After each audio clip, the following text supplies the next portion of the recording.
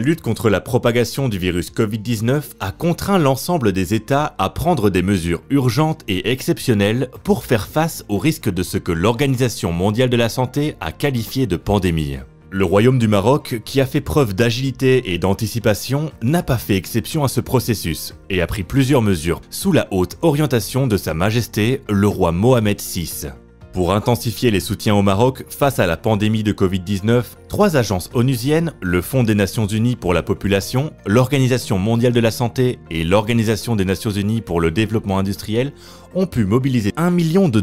auprès du secrétariat général des Nations Unies afin d'appuyer le gouvernement marocain à renforcer les mesures de dépistage du virus et assurer la continuité des services essentiels de soins pour les populations les plus vulnérables, dont les femmes enceintes, les professionnels de santé, les femmes victimes et survivantes à la violence, les migrants, les détenus, les jeunes, les patients atteints de maladies chroniques, en particulier les patients cancéreux, ainsi que les travailleurs de première ligne dans les secteurs de l'industrie.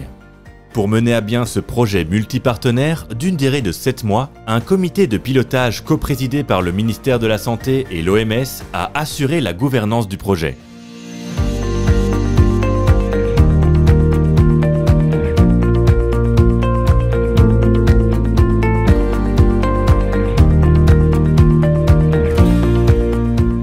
Le Maroc mise sur le maintien d'un dépistage de masse couplé à une vigilance accrue afin d'éviter tout rebond épidémique tout en intensifiant les opérations de sensibilisation aux mesures de santé, de sécurité et de distanciation physique, en plus de port du masque pendant la période post-confinement. L'Institut national d'hygiène est le premier laboratoire mobilisé pour le diagnostic et les opérations de dépistage du virus, afin de renforcer les capacités des acteurs sur le terrain et mobiliser les ressources nécessaires à la lutte contre la pandémie. Les 3 agences onusiennes ont contribué à l'acquisition d'équipements de laboratoire permettant de faire fonctionner 3 machines thermocycleurs PCR dans le cadre du diagnostic moléculaire du Covid-19. Le projet a aussi permis à une dizaine de centres de santé primaires d'être dotés d'équipements médico-techniques permettant aux professionnels de la santé d'avoir un avis global sur la santé du patient. L'ensemble de ces mesures est essentiel pour assurer la continuité des services de soins de santé primaires et hospitaliers. Les autres actions de ce projet multipartenaire portent sur l'acquisition d'équipements de protection individuelle pour assurer la protection des professionnels de santé et de la population et sur la gestion du risque de contamination au Covid-19 dans les lieux de travail. Suivant l'évolution de la situation épidémiologique, les régions ayant une forte prévalence de cas de Covid-19 ont été priorisées par cette opération d'acquisition d'équipements de protection individuelle de la part de l'UNFPA et de l'OMS. Plus de 800 centres de santé et plus de 3000 professionnels de santé ont bénéficié de ce matériel.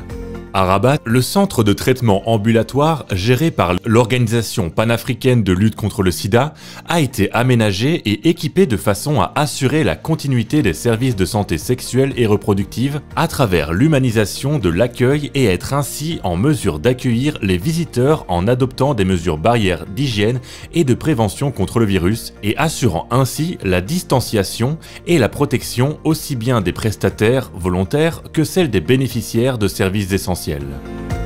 حنا كونتاكت مع الناس وحنا معرضين بزاف الفيروس وبالفضل ديال الكمامات وديال الفيزيال وديال هاد الوسائل ديال التعقيم اللي عندنا الحمد لله كيحميونا باش نستمروا ونزيدوا نستمروا.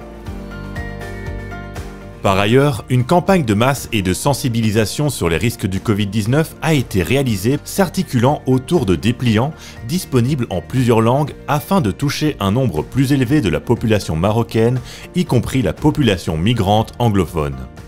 Nous avons pu avoir et acquérir des moyens de prévention et de stérilisation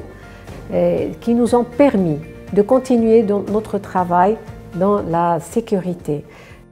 D'autres actions visant la sensibilisation des jeunes ont été assurées au profit des responsables administratifs des directions régionales du ministère de la Culture, de la Jeunesse et Sport et des responsables de la gestion des établissements relevant du ministère.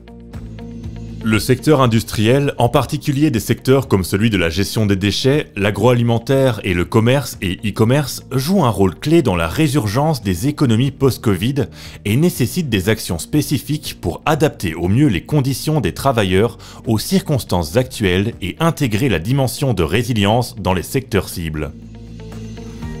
Nous accompagnons et nous renforçons les actions et activités initiées par le gouvernement du Maroc et le secteur privé en matière de sensibilisation, de formation et d'information en mettant l'accent sur 3 secteurs clés, à savoir l'agro-industrie, la gestion des déchets et le commerce, en particulier le commerce électronique, à travers la production d'une série de capsules en français et en darija, ainsi que des guides pratiques qui vont leur permettre et les accompagner dans le cadre de leur reprise. Pour sa part, l'ONUDI a initié une campagne de communication et de sensibilisation à destination des entreprises du secteur industriel et de leurs travailleurs en vue de protéger la santé des salariés et assurer la continuité des activités et de l'emploi. Dans un autre registre, face à la pandémie de la Covid-19, des actions ont été lancées en partenariat avec la Délégation générale à l'administration pénitentiaire et à la réinsertion pour agir en faveur des détenus. Une plateforme de consultation à distance dans 24 établissements pénitentiaires ne disposant pas d'un médecin à temps plein a été créé. Et le système de communication interne et externe pour le partage électronique des données des programmes de santé et des dossiers médicaux des détenus a été renforcé. Nous avons un problème de couverture médicale dans 24 établissements pénitentiaires. Donc, pour répondre aux besoins en matière de santé pour cette population qui compte à peu près 20 000 détenus. Donc on a mis en place cette plateforme de télémédecine. En même temps, ce sera un moyen pour protéger les détenus, de les faire sortir à l'hôpital. Donc c'est un moyen de protection contre le Covid-19. Des équipements de protection individuels ont été mis à disposition de ces établissements pénitentiaires afin que la consultation soit menée dans des conditions d'hygiène et dans le respect des règles de protection imposées par la Covid-19.